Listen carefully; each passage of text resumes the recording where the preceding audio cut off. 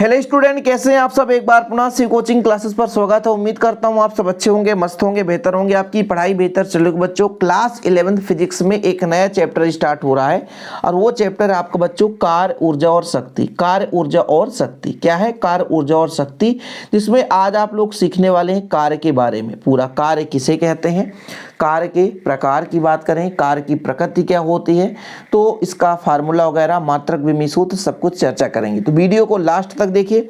इसके पहले आपने वीडियो नहीं देखा तो प्लेलिस्ट विजिट कर लें बच्चों, शिव कोचिंग क्लासेस का, है ना, जो हमारा मेन चैनल उसमें 12th क्लास का चल ही रहा है। इस चैनल में 11th क्लास का स्पेशल वीडियो प्रोवाइड किया जाता है। तो चलिए शुरू करें बच्चों। आपका जो चैप्टर है ये कुछ बुक में आपको चैप्टर 5 नजर आएगा, कुछ बुक में चैप्टर 3 नजर आएगा, कुछ बुक में चैप्टर 4 नजर आएगा। तो आप परेशान मत होना, आपके किसी भी चैप्टर में हो। आप समझिए कि जो चैप्टर हमारा स्टार्ट हुआ है उस चैप्टर का नाम है कार्य, ऊर्जा एवं शक्ति। ओके बच्चों, चलिए कार्य है क्या। एक यदि एकदम छोटे से रूप में हम लिखें तो कार्य बराबर होता है बच्चों बल गुणे विस्थापन। सही है, क्या होता है? बल गुणे विस्थापन।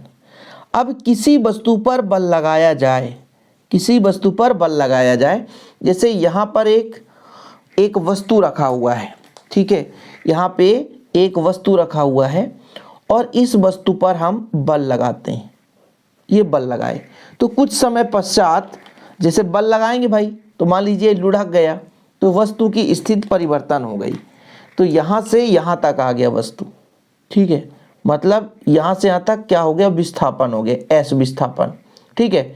अब बल लगाने से इसमें क्या हुआ? विस्थापन हुआ। तो हम अनुभव करते हैं, हम क्या अनुभव करते हैं कि भाई साहब किसी वस्तु पर बल लगाए तो यहाँ पर ये विस्थापन हुआ, तो कुछ ना कुछ एक ऐसा माध्यम तो हुआ वहां पे जिसके कारण उसकी स्थिति में परिवर्तन हुआ, ठीक है। कुछ ना कुछ एक कारण तो है ना जो कि वस्तु के स्थिति में परिवर्तन हुआ। भाई आप किसी को गाल पे एक तमाचा लगा दो तो उसका गाल लाल हो जाता है। तो पहले सफेद था, गोरा था, चिट्ठा था और बाद में वो लाल हो गया एक झापड़ से, है ना। एक हथेली लगा दो तो उसका गाल लाल हो जाएगा। तो वो गाल लाल होने का कोई ना कोई कारण है, मतलब उसके गाल पे कुछ ना कुछ कार्य हुआ, कुछ ना कुछ कारण है जिसके कारण वो गाल लाल हुआ ना। तो वही कारण ही कार्य कहलाता है। मतलब किसी पर हमने बल लगा दिया और वो विस्थापित हो गया, मतलब वो जो मूल रूप था उस रूप से वो चेंज हो गया, तो वहां पे कार्य हो गया। मिट्टी का गोला है, गीला मिट्टी है, उस पर आप हाथ लगा दो तो वो पतला हो जाएगा। भाई कहीं ना कहीं उस पर बल लगाया, उसकी स्थिति में परिवर्तन हुआ। अब विस्थापन का मतलब ये होता है कि एक स्थान से दूसरे स्थान तक जाना। इतने में ही नहीं कि कार्य की परिभाषा बस विस्थापन के ही आधार पर हो सकता है। ये एक अनुभव चीज है बच्चों, अनुभव की बात कर रहा हूं। मान लीजिए पत्थर है, हथौड़ा से मार दिए तो फूट गया, तो भाई उसके स्थिति में परिवर्तन हुआ ना, वही कार्य है। हमने बल लगाया तो भाई एनर्जी तो लॉस हुआ कि नहीं, वहां पे एनर्जी लॉस हुआ, बल लगाया हमने, उसके स्थिति में परिवर्तन। मतलब किसी वस्तु के स्थिति में परिवर्तन ही उसका अनुभव जो करते हैं वही आपका कार्य होता है। और कार्य का जो फार्मूला होता है बल गुणे विस्थापन, मतलब जिधर बल लगा रहे हैं उसी दिशा में किसी वस्तु का विस्थापन हो जाए वो आपका कहलाता है बच्चों कार्य। क्या कहलाता है? कार्य। देखिए, अचर बल द्वारा किया गया कार्य बल के परिमाण और बल की दिशा में वस्तु के विस्थापन के परिमाण के गुणनफल के बराबर होता है।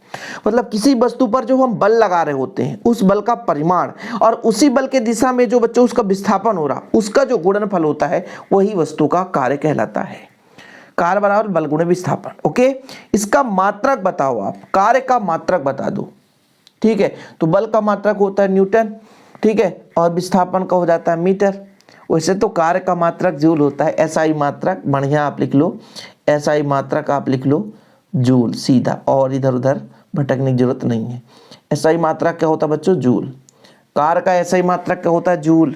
नोट कर लेना, बाद में मत कहना कि सर आपने तो लिखा है नहीं, कैसे याद करें, कहाँ से पाएं। तो कार्य का एसआई मात्रक होता है जूल। नोट कर लिए आपने। इसका विमीय सूत्र मैं आपसे पूछता हूं, इसका विमीय सूत्र, तो विमीय सूत्र कैसे निकालेंगे देखिएगा। विमीय सूत्र, विमीय सूत्र कैसे निकाला जाता है? यहां पर बल बराबर होता है द्रव्यमान गुणे त्वरण। द्रव्यमान बराबर होता है बच्चों, द्रव्यमान का द्रव्यमान है, त्वरण बराबर वेग बटा समय, और वेग बराबर दूरी बटा समय, तो ml⁻², ये होता है बल का। और फिर विस्थापन का मतलब होता है L, और जब गुणा हो जाएगा बच्चों तो एम एल का हो जाएगा स्क्वायर और टी की पावर -2। ये लो एम एल स्क्वायर टी की पावर -2। ठीक है, ये आपका आ गया विमीय सूत्र। किसका आ गया बच्चों? कार्य का विमीय सूत्र, एम एल स्क्वायर टी की पावर -2। ये आपको तैयार करना जरूरी है ना भाई, एग्जाम के पर्पज से हम पढ़ा रहे हैं तो एक एक पॉइंट लेकर चलना पड़ेगा। विमीय सूत्र भी क्लियर हो गया। चलिए यहाँ तक क्लियर बच्चों। कार्य है क्या? किसी वस्तु पर हमने बल लगाया, उसकी स्थिति में परिवर्तन हुआ, बल के दिशा में उसका विस्थापन हुआ, तो उसके बल का परिमाण और जो आपका विस्थापन उसका परिमाण, इन दोनों का मल्टीपल ही आपका कार्य कहलाता है। यानी W बराबर जो फार्मूला आएगा जो आपका हो जाएगा बच्चों बल और गुणे विस्थापन, बल गुणे विस्थापन। ठीक, ये चीज हो गया। अब इसका यदि अदिश फॉर्म में बात किया जाए, अदिश के लिए कब किया जाता है बच्चों? देखिए मैं आपको थोड़ा सा यहाँ पर अलग तरीके से समझाने की कोशिश करता हूँ। जैसे मान लीजिए थीटा कोण बनाते हुए बल लग रहा है और इसका विस्थापन थोड़ा सा अलग डायरेक्शन पे हो रहा है। जैसे मान लीजिए वस्तु का विस्थापन इधर हो रहा है और इस पर बल जो लग रहा है वो थीटा कोण बनाते हुए, इतना कोण बनाते हुए, थीटा कोण बनाते हुए किसी वस्तु पर। यहीं पे मेन कहानी होता है बच्चों, थीटा कोण बनाती हो। तब इसको दो घटक में हम वियोजित करते हैं। ये जो आपका ऊर्ध्वाधर घटक होता है बल का, मतलब यहाँ पे जो ऊर्ध्वाधर घटक होगा बल का, कोण के सामने वाली भुजा लंब कहलाती है। ये लंब है ना बच्चों, तो ये ऊपर वाला हो जाएगा एफ साइन थीटा और ये जो नीचे वाला हो जाएगा एफ कॉस थीटा। और इधर ही विस्थापन भी था, इधर भी क्या था? विस्थापन था। इस स्थिति में जो W निकल कर आता है, बोला बल क्या कहलाता है? बल क्या कहलाता है कि भाई बल जिधर लगा रहे हैं ना उसी दिशा में विस्थापन, मतलब विस्थापन की दिशा वाले बल को लेकर चलेंगे तो आपका बल एफ कॉस थीटा हो जाएगा। क्योंकि भाई यहाँ पर बल उस दिशा पे नहीं लग रहा है जिधर विस्थापन हो रहा है, विस्थापन थोड़ा सा उस बल से थीटा कोण बनाते हुए पर हो रहा है। तो उस स्थिति में हम इस अक्ष पे जो विस्थापन हुआ केवल इस बल के कारण हुआ, इस बल के कारण नहीं। देखो हम कह रहे हैं कि विस्थापन इधर हो रहा है लेकिन बल हमको ऐसे लगाने से विस्थापन इधर हो रहा है। तो यहाँ पर जितना बल लगा रहे हैं तो क्या पूरा का पूरा बल इसमें लग रहा है? नहीं, पूरा बल नहीं लग पा रहा है। तो ये बल दो घटकों में वियोजित हो चुका है, एक एफ साइन थीटा और एक एफ कॉस थीटा बच्चों, एक एफ साइन थीटा और एक एफ कॉस थीटा। और यही एफ कॉस थीटा इसके क्षैतिज दिशा में विस्थापन का कारण बनता है। तो आपका हो जाएगा W बराबर एफ कॉस थीटा और विस्थापन आपका हो जाएगा S। तो आप यहाँ पर S कर सकते हो या इसको ऐसा भी कर सकते हो F into S cos theta. अब A डॉट B बराबर आपने जाना बच्चों, A डॉट B बराबर AB कॉस थीटा होता है, F डॉट S हो जाएगा। ये आपका हो जाएगा सदिश फॉर्म में। ठीक, ये फार्मूला आपको काम आएगा इसलिए मैं यहाँ पे बताते चलता हूँ, कोई दिक्कत ही नहीं है। तो ये जो W बराबर एफ है से बच्चों स्क्रीनशॉट ले लो, नोट्स बनाते चलो। यदि आप नोट्स नहीं भी बना पाए तो हमारे नंबर पर आप कांटेक्ट कर लो 9685299049 9685292949। ये मेरा पर्सनल नंबर है बच्चों, व्हाट्सएप में आप कांटेक्ट करें, नोट्स लें। छोटा सा अमाउंट लगता है लेकिन प्रॉपर रूप से नोट्स दिए जाते हैं। ओके चलिए, यहाँ पर एक प्रश्न है जिसे सॉल्व करना कि एक पिंड पर 5 न्यूटन का बल कार्य कर रहा है, एक पिंड पर 5 न्यूटन का बल कार्य कर रहा है, मतलब बल बराबर है 5 न्यूटन। ओके, जिसमें उसमें 10 मीटर का विस्थापन होता, मतलब विस्थापन S बराबर आपका 10 मीटर हुआ, विस्थापन भी देख रहा है 10 मीटर। यदि किया गया कार्य 25 जूल हो, मतलब W बराबर 25 जूल हो, तो बल और विस्थापन के बीच कोण, तो आपने पढ़ा ना अभी W बराबर क्या पढ़ा बच्चों? एफ एस कॉस थीटा, यही तो हमने पढ़ाया अभी जस्ट इसके पहले। अब W बराबर देख के रखा है 25, F बराबर हमारे पास कितना है 5, ठीक है ये चीज दिया है ना, और S बराबर आपका 10 गुणे कॉस थीटा, मतलब यहां से कॉस थीटा निकालना यदि हमको तो 25 बटा 5 गुणे 10, अब 5 25 और 5 दूना 10, मतलब यदि कॉस थीटा बराबर कहें तो 1/2। कास कितने का मान है? 1/2। कास 60 का मान है तो इधर कॉस 60 लिख दो, कास से कास कैंसिल कर दो, मतलब थीटा बराबर आपका आ गया 60 डिग्री। खत्म कहानी। सॉल्यूशन प्रोवाइड किया गया है, आपको भटकने की जरूरत नहीं है इधर उधर बच्चों। ठीक है, क्लियर है।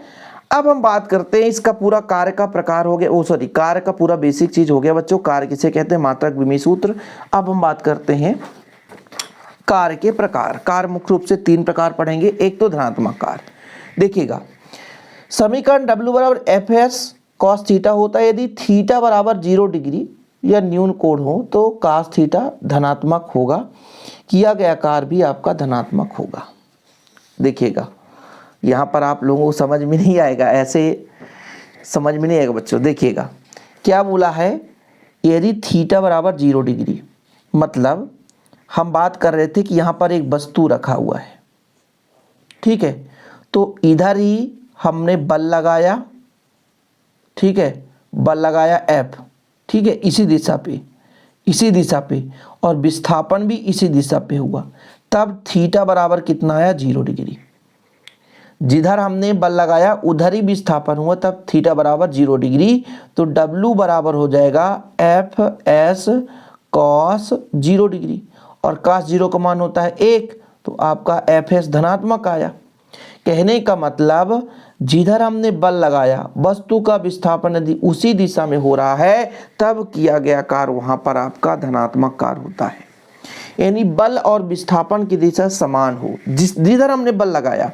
यहाँ पर कंडीशन देखो ना, ये हमारा वस्तु है, इसको हमने बल इस दिशा में लगाया और विस्थापन भी उसी दिशा में हुआ, तो जिधर हमने बल लगाया वस्तु का विस्थापन यदि उसी दिशा में हो रहा बच्चों, तब जो कार्य है आपका धनात्मक मिल रहा है, क्योंकि भैया वस्तु और बल की दिशा एक ही ओर है। ओके, तो परिभाषा क्लियर है। कंडीशन 0 डिग्री लेकर इसलिए समझाया गया ताकि आपको समझ में आ सके, ठीक है।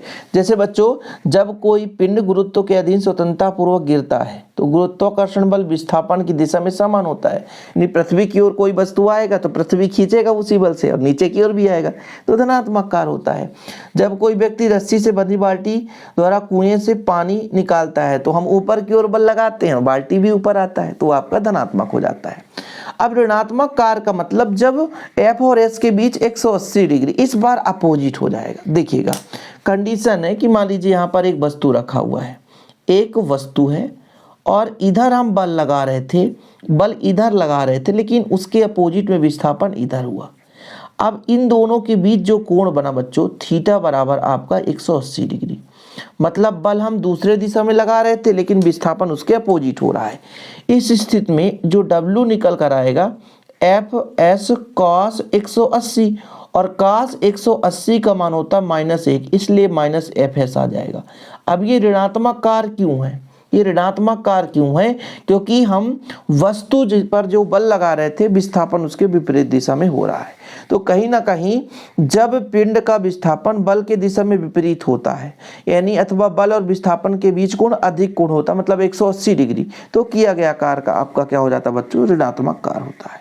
मतलब न्यून कोण है ना, कहीं ना कहीं 0 डिग्री है, तो फिर आपका किया गया कार्य धनात्मक कार्य होगा। वहीं पे न्यून कोण से यदि अधिक कोण पर पहुंच जाएंगे, 90 डिग्री से अधिक पर है यदि वो वस्तु, F और S के बीच 90 डिग्री से अधिक है, तो वहां पर आपका कार्य ऋणात्मक हो जाता है। अपोजिट में देखो, जब खुरदुरी सतह पर एक वस्तु को चलाया जाता है तो घर्षण बल विस्थापन की विपरीत दिशा में लगता है, तो ऋणात्मक कार्य है।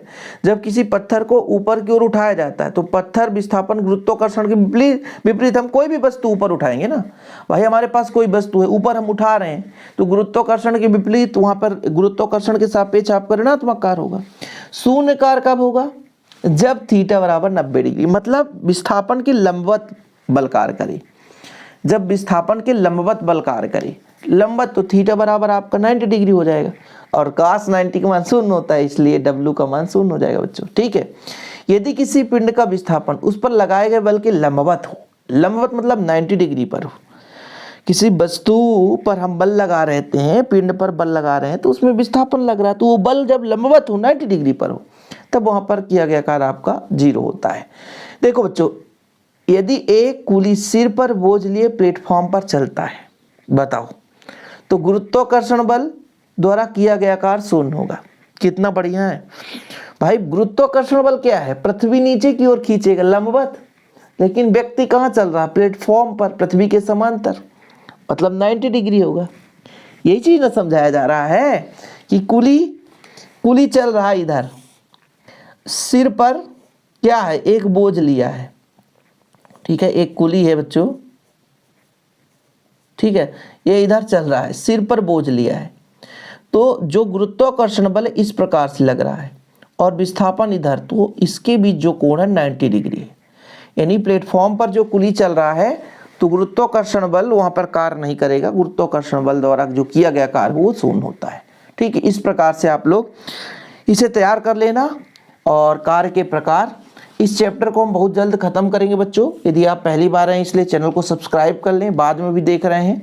इसमें यदि आप डिफरेंस कोई पूछे तो डिफरेंस आप है ना लिख देना भाई। धनात्मक कार्य में क्या लिखोगे, जब बल और विस्थापन की दिशा समान होती है, यानी उनके बीच कोण न्यून कोण होता है, तो आपका क्या हो जाता है बच्चों, आपका क्या होता है, धनात्मक कार्य होता है। और यदि बल और विस्थापन विपरीत दिशा में, बीच अधिक कोण है, मतलब दोनों के बीच अधिक कोण है, तो आपका ऋणात्मक कार्य होता है। शून्य कार्य क्या होता है, जब बल और विस्थापन के बीच लंबवत हो, मतलब 90 डिग्री कोण बने। धनात्मक कार्य में इस स्थिति में पिंड की ऊर्जा में वृद्धि होती है, कार्य धनात्मक इसलिए पिंड की ऊर्जा में वृद्धि होगी। ऋणात्मक कार्य में पिंड की ऊर्जा में कमी होगी, लेकिन वहीं पे जब शून्य कार्य होता है तो उसमें कोई ऊर्जा की कमी नहीं होती है।